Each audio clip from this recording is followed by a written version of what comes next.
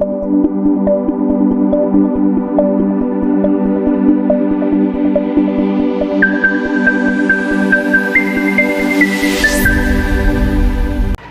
student, my name is Akansha Sharma and today we are again here to discuss about the second practical in human anatomy and physiology, that is to study digestive system in detail.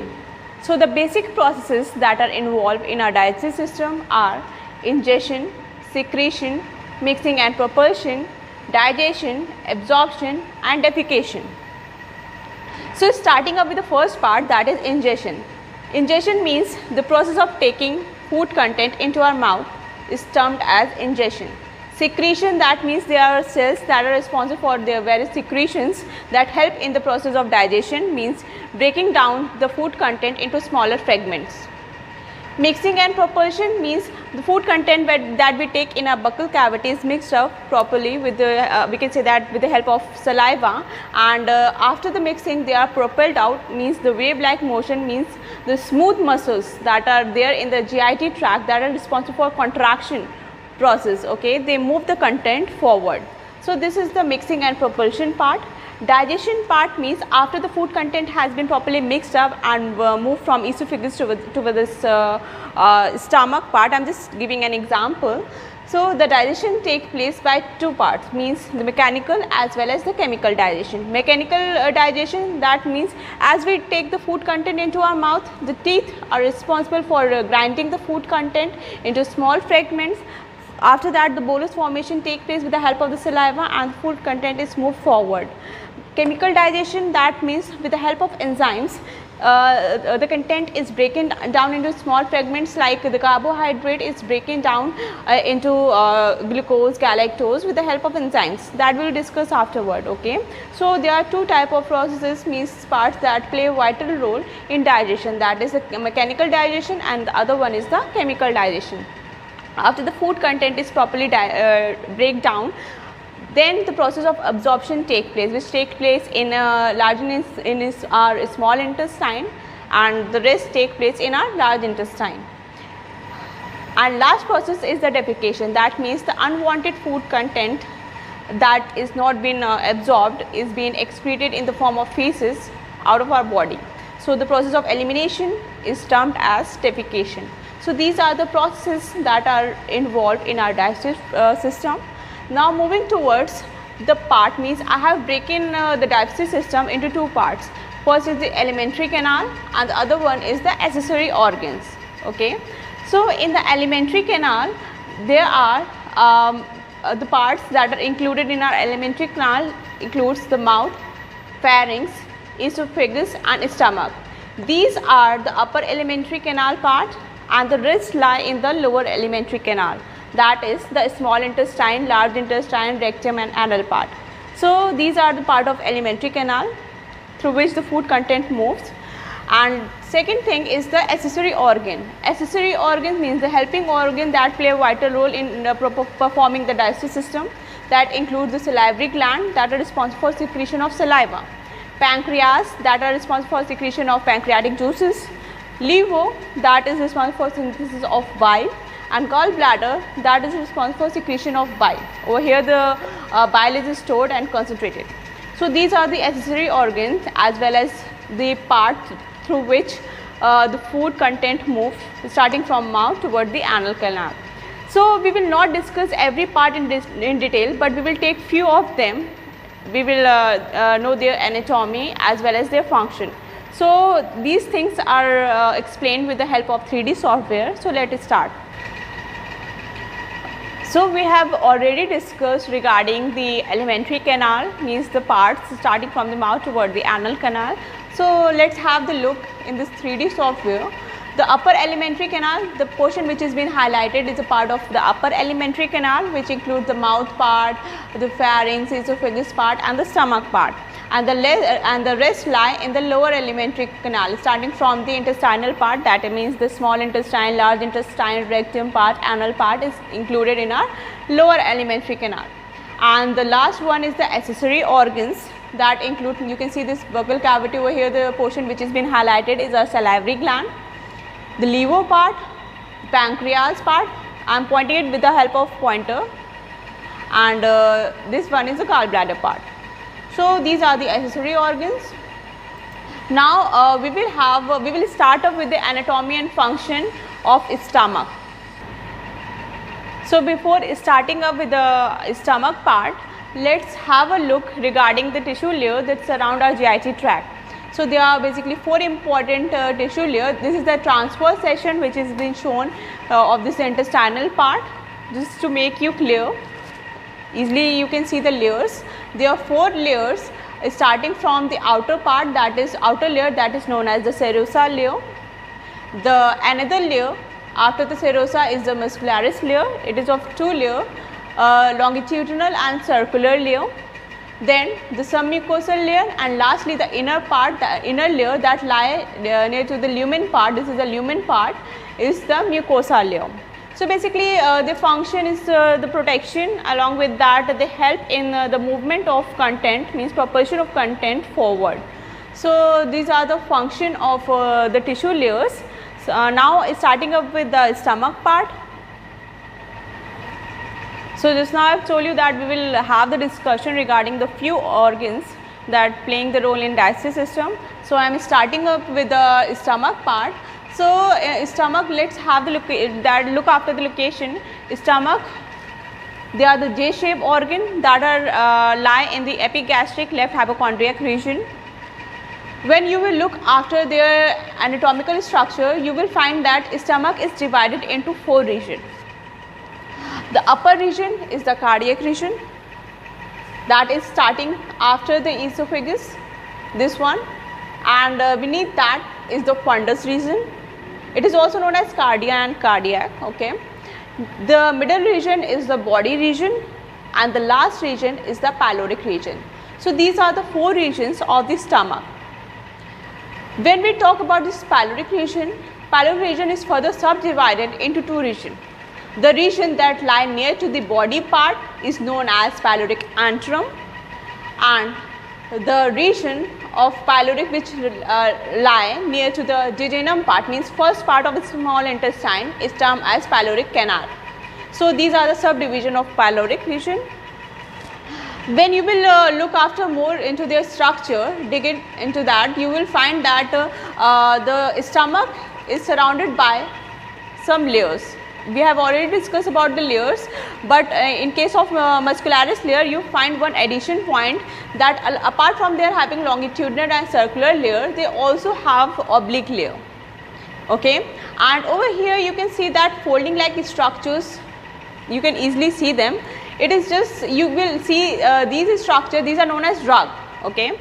So basically when the stomach is empty, you can easily see this rug structure, and when the food content move to into our stomach, they help in the distension of walls, stretching of walls. Okay. So they increases the surface area, so you can't even see these structures, means rug can't be seen over there when the stomach is when the food content is present in the stomach. So these are some specialties or some points that are included in the stomach. Furthermore, when you will look after the splinters, the stomach has 2 splinters starting from the upper part, means in between the esophagus and this cardiac region, one splinter is present, that is known as the cardiac splinter. The name is given just because of their location, they are located near to the cardiac region, and the splinter that is located in between the pyloric and jejunum is termed as pyloric splinter, this one. Okay. So basically the function of this splinter is to prevent backflow. This is the basic function of this splinter. So this was the part of his stomach.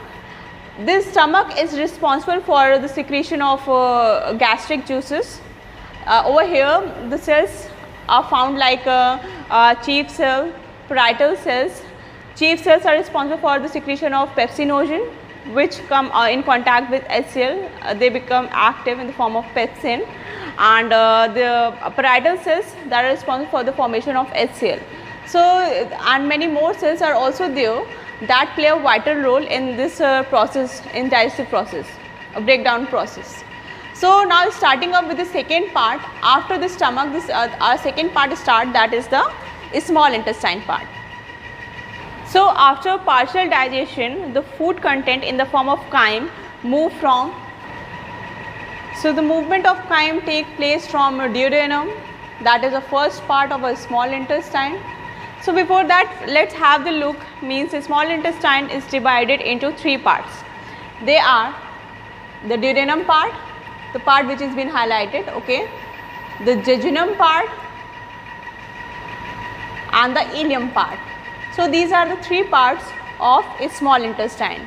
When you will look after their length, the small intestine is approximately 6.25 centimeter long, and the difference between a small intestine and large intestine is that mostly after the partial digestion that take place in stomach, rest digestion take place in a small intestine, and over here apart from digestion the absorption process also take place.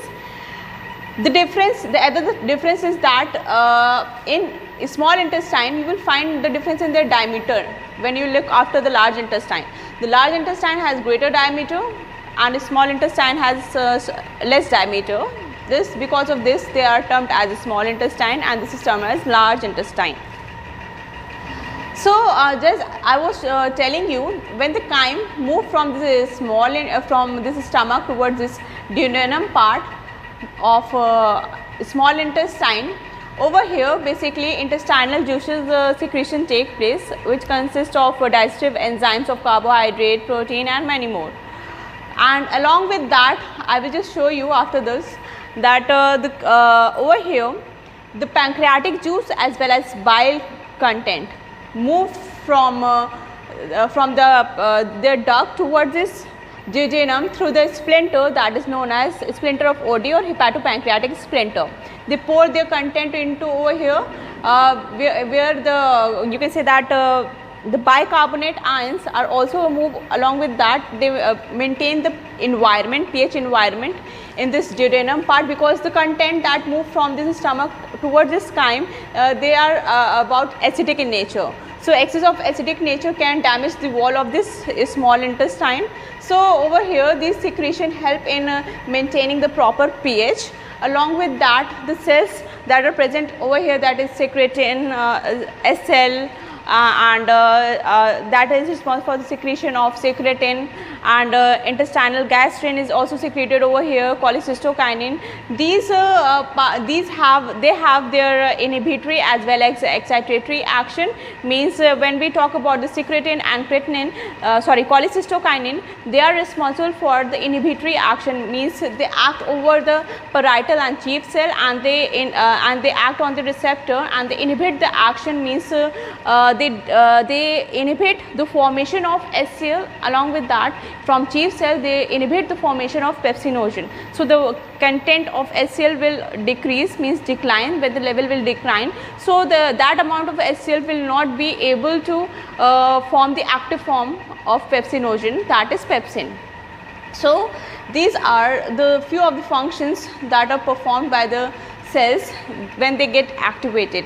So, and apart from that, when undigested fat is present over here, the bile content just move it from the gallbladder towards this duodenum part and they emulsify the fat content, and proper digestion as well as absorption process take over here. So basically these are the small intestine is a part which is responsible for the digestion. When we talk about the absorption part, the carbohydrate, fats and protein absorption process take over here. Now when we talk about the physiology of a small intestine, they perform two type of movement. First is the mixing contraction and other one is the propulsive contraction. This process lie in the mechanical digestion and the other digestion is the chemical digestion. Just now I have told you the chemical digestion, the enzymes which act on them and they are responsible for the digestion and absorptive process. So when we talk about the first part, that is the mechanical digestion. This is the first physiological part of the small intestine.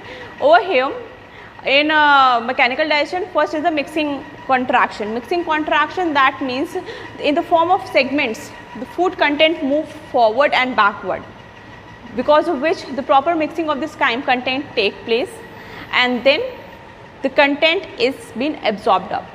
The other is propulsive movement. Propulsive movement means the food content that is means the chyme that is present in one segment, they move forward, means the contraction of that smooth muscles take place and the movement take place, means the chyme move forward towards the another part of the small intestine. So this way the movement take place, means the mixing contraction process take place, that is also termed as segmentation, and the other one is the propulsive movement. They lie under the mechanical process.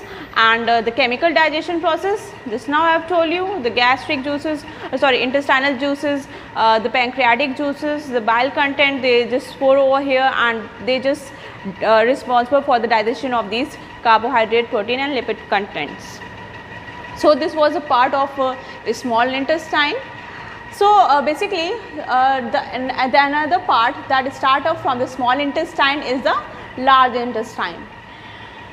The point where the small intestine, that is the ileum part, ends and our first part of large intestine start, that is the cecum. Okay, it has been guarded by a splinter. It has been guarded by a splinter that is known as ileocecal splinter. Ileocecal, the word ileocecal comes from ileo means ileum and cecal means cecum part. So this is a splinter that that is responsible for the moving the content or pouring the content from this ileum toward this first part of large intestine. So now we will have a look regarding the large intestine. So as I was telling you about this splinter that is present between the last part of a small intestine, that is ileum, and the first part of a small large intestine, that is cecum. Okay, it has been guarded by a splinter that is known as ileocecal splinter or ileocecal web, we also call it this. So the content, as you can see, this is being poured up over here in the first part of large intestine. So when we talk about the large intestinal part, you will find these bulgy structures. These are known as haustra. Okay, and basically the parts that are included in our large intestine include the first part, that is known as cecum. The other part, starting from here to here, it is known as colon. The colon are further subdivided into regions. The first region, this is known as the ascending colon, this is known as the transverse colon, this is known as the descending colon, and the last one is known as the sigmoid colon. Last part is the rectum part and the anus part. So in this large intestine, basically the absorption of water take place, vitamins take place, and various kind of drugs and alcohol take place. Okay, so over here we will find that the colony of bacteria, the bacteria is responsible for the digestion process, and they secrete vitamin which is further being absorbed up by this intestinal part. Okay, and over here you can see that the absorption of water is taking place, and the rest part which is being undigested is being formed in the form of a stool, is being secreted out from rectum to anus through the process which is called as defecation. So these are the part of our large intestine. Okay. So starting up with the accessory organs, let's have a look regarding the relationship of this liver, gallbladder and pancreas. Okay, so because just now I have told you that their content moves towards this duodenum, which is the first part of our small intestine. So basically starting up from liver that is responsible for the synthesis of bile, and the gallbladder over here, the bile is being stored and concentrated. So the common hepatic pathway and through cystic pathway, the bile moves to the common bile duct. Okay, you can see, you can look after this duct structure which is being shown over here. Okay, through this common bile duct, the bile content move from here toward this duodenum part. Okay, and over here this is the pancreas containing tail, head and body part. You will find over here that this is the pancreatic duct. Okay, which is carrying the pancreatic juices. As we know that the pancreas are termed as both endo and exocrine gland because they contain very cluster of cells that are known as acini cells that are responsible for the secretion of pancreatic juices, and these juices further enter into this duct that is known as the pancreatic duct. Apart from that, they are also known as endocrine because over here the cluster of cells are present, that is known as islets of Langerhans. Over here beta cell, delta cell, alpha cells are present over here, that is responsible for the secretion of insulin, glycogen. Okay, so basically just now we are talking about the secretion, the basic function, their action toward the digestive system. So we will not concentrate toward this endocrine part. We will only talk about the exocrine part, their action toward the exocrine part. So the content, the bile juices move into this duct that is known as pancreatic duct, and further the pancreatic juice that are moving from this pancreatic duct, this pancreatic duct and this common bile duct, they fuse together and form a bulgy structure that is known as hepatopancreatic ampulla. And this content means over here our bile and pancreatic juice both are present, and this content move towards this duodenum part, which is the first part of our small intestine, and it is being guarded by a splinter that is known as hepatopancreatic splinter. So all the content move over here, and they are further responsible for the digestion, absorptive function, because when we talk about the function of the bile, they are responsible for the digestive function, absorptive function, antiseptic function, and the prevention of gallbladder stone. Okay, so these are the function of bile. And pancreatic, when we talk about the pancreatic juice, they are responsible for the digestion of protein, carbohydrates and fats. So this is the overview. We can look after the relationship of liver, gallbladder and pancreas and their respective secretion. So now moving towards the last part in our digestive system, that is the salivary gland. So you can see the portion that I have highlighted over here. This is the salivary gland that is present in our buccal cavity. Salivary gland are responsible for the secretion of saliva. There are three types of salivary gland. Firstly, just a second, this one is known as the parotid gland. This is the largest salivary gland. The other one, this is the mandibular part. Over here beneath this are the other two glands are present. I am just hiding this structure to show you the rest of the gland. Firstly, when we talk about this parotid gland, it is first I have told you that it is the largest salivary gland, and they pour their secretion into the parotid duct. Second salivary gland is the submandibular gland. Over here I have just hidden the structure of this mandible to show you that the structure lies just near to the mandibular bone, okay, and mandibular jaw. And the last part or last gland of salivary is sublingual gland. It is the smallest salivary gland. These glands pour their secretion into their respective duct. Basically, when we talk about their function, the function of the salivary gland is to lubricate our mouth. They are also responsible for their function towards the taste, and apart from lubricating taste, they are also responsible for cleaning our mouth, and along with that, the most important function they perform is in the digestive process of carbohydrate and fats, because over here the glands are responsible for the secretion of salivary amylase and lingual lipase, which help in the digestion of carbohydrate and fats. So these are the few locations. I want to show you the location of this salivary gland, where they are located. So this was the last part in our accessory organ that I have just now discussed in this digestive system. Now summing up everything, let's talk about the secretions that are performed and their active function. Firstly, just now we have talked about the salivary gland that are responsible for the secretion of saliva. Okay, so over here the enzyme I have just told you, the salivary amylase and lingual lipase help in the digestion of carbohydrate and fats. So saliva has been secreted from the salivary gland. Next part I want to show you is the gastric juices that are secreted by a gastric gland, in our stomach, present in our stomach. Basically, these juices contain the enzymes that are responsible for the digestion process. Next part saliva, gastric juices. Now talking about the intestinal juices that are being secreted from intestinal gland, and they also help in the process of digestion and further the absorption process take place. So the intestinal juices are secreted from this intestinal part. Now moving towards the pancreatic juices which are being secreted from a pancreas, and they move through a pancreatic duct. Basically they also contain the enzyme which are responsible for the digestion process, and these pancreatic juices and bile juices move into the duodenum part of our small intestine. So the next part, the last part is the bile part.